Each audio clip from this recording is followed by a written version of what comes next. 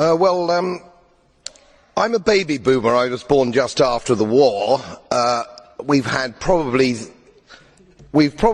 had the longest period of peace and prosperity globally, I would say, from that time. I've put a little bit of modest money away so I can hand something down to my family when I pass on, largely because I've never spent more money than I've earned, and I've been prudent, and I've worked moderately hard. Now, it always seems to me as a complete surprise to politicians how countries get in debt. Let me explain, because I don't think you really understand it. It's because politicians consistently spend more money than they raise in taxation, more money than they can possibly raise in taxation, most of which, in point of fact, they actually waste.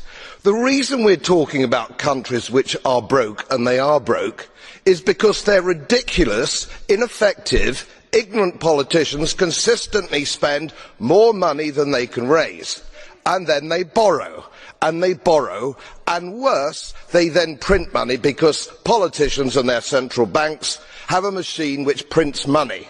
You do that as a private citizen, and it's a criminal offence. You would go to prison for doing that, and politicians and their central banks do it all the time.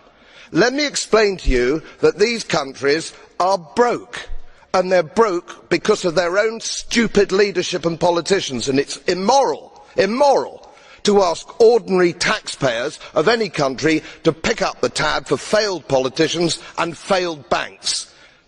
They are defaulted, they're broke. For God's sake, let's all of us admit it.